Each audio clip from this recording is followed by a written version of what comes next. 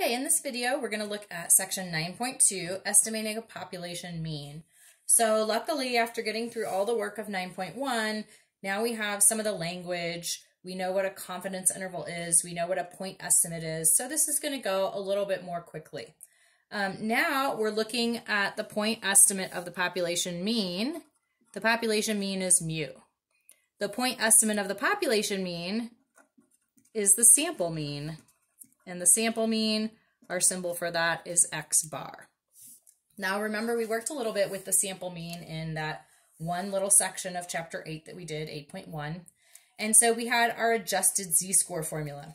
So we have this z equals X bar minus mu over sigma over square root of n. Since we're dealing with a sample, we're going to use a t-distribution. So this is a little strange, I know, but by substituting the sample standard deviation S for sigma, because we don't know sigma, we don't know the population standard deviation, we just know the standard deviation for our little sample. So when we replace that with S, we get some extra error. And so to account for this increased error, we replace the z-score by a slightly larger score, the t-score. So the next page is just going to tell us how the t-score is a little bit different from the z-score. So the t-distribution is different for different degrees of freedom. We talked about degrees of freedom real briefly. I think it was in chapter 4 when we were looking at standard deviation. We did one example by hand and then we went to the calculator. So we talked about it briefly, but our degrees of freedom is 1 less than the sample size. So degrees of freedom is n minus 1. The t-distribution, we can actually go to this picture first. So our z-distribution is this tallest curve in the middle. And then you'll see there's a couple of different curves. This kind of flat one is a t-distribution with a small n. And then you'll see in the middle here, this t-distribution when n is close to 30. So the bigger n gets, the more the t looks like the z. But a lot of things are the same, just like they were with the z-scores and the z-curve. So it's centered at 0 and symmetric about 0. The area under the curve is 1.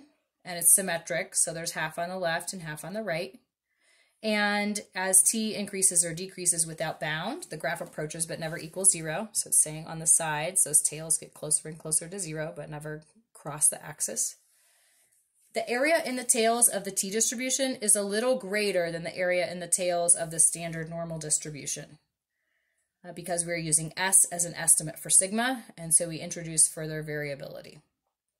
As the sample size n increases, the density curve of t gets closer to the standard normal density curve, because as n increases, S gets closer to sigma by the law of large numbers. So we've got a lot of little concepts we've talked about here tying in together. There's one other thing that we have to check before we do our confidence intervals and our sample size calculations for a population mean as opposed to a population proportion. So when we're dealing with mean, we've got this t-score, so we've got a few other things we need to check. So we need to check for normality if we have a small n. If n is less than 30, then we need to check for normality. And so you might see what's called a normal probability plot from 7.3, or a box plot, or both. So here's how we're going to check for normality. The first thing we're going to do is check to see if the box plot has outliers. If there are outliers, then it's not normally distributed and we cannot construct a confidence interval, okay? So if there are outliers, then basically you just stop. It's a bummer, but you're not going to be able to create a confidence interval with this data. If there aren't any outliers, and so we're kind of clear on this first check, then we go through and do a second check. So if there aren't outliers, we need to look at the normal probability plot and its correlation coefficient, 7.3. So now we have another table popping in, and we're going to use our data to find n and r. So remember, if we have x and y values, we can put those into our stat, and then we can stat calculate regression. We can find our r and our linear regression. Most of the questions are already going to have this part done for us, but we could, if we needed to, find those things with our calculator. Table 6 is a table in your packet that was printed out for you. It's in the ebook as well. And the first table in our packet was table 2. It looks real similar to this. So table 2 we used to determine if there was a linear correlation, okay? If there was a linear relationship. So when our R was greater than the critical value, then we were happy and we had a linear relationship. That was the end of chapter 4. If you flip to table 6, which is another small table, that's why I said it looks real similar. This is to determine normality. Okay, so you've got your data and you want to see if it's approximately normal. So here's our list of what we're looking for. So we're using table 6. We're using our data to find N and R. So then, next bullet on the next page. On table 6, find the N and get the critical value. So it's still the language of a critical value. But if R is greater than the critical value, it doesn't tell us that we have a linear relationship. It tells us that the data is approximately normal.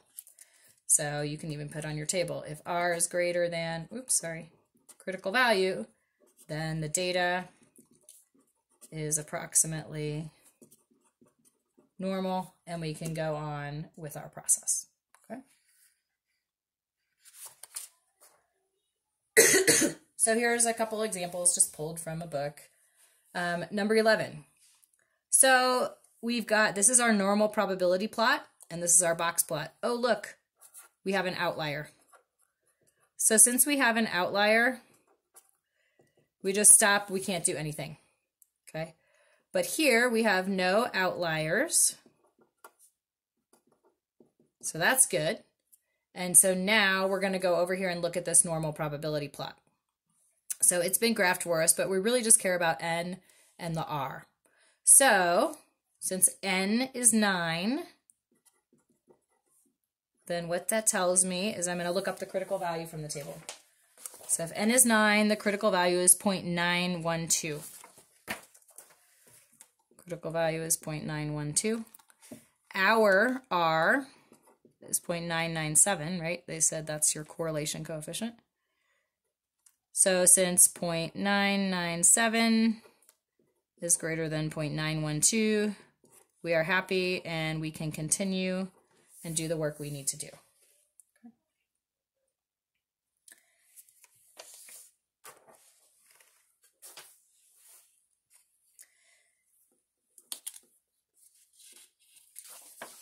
Now in table 7, we're now going to use table 7 to find our critical values for T. So for our critical values for Z, we made that little table on page 5 of the notes, and we also could use inverse norm. For this, we're going to use table 7 and also inverse T. Now, just a note about that before we get into deep here, the TI-83 calculator does not have inverse T. So down here, the note at the bottom of the page, if you have a TI-83, you're not going to have an inverse T, but there's a lot of online calculators you can just find online. Here is a link to one, so if you pull up these notes in D2L, you can actually click on that link and it will open for you, or you can just Google an inverse T online calculator. But we're going to do some of these with the inverse T function in the 84, so there's those instructions, and also looking at the table. So we'll do them both ways and see kind of the pros and cons of both.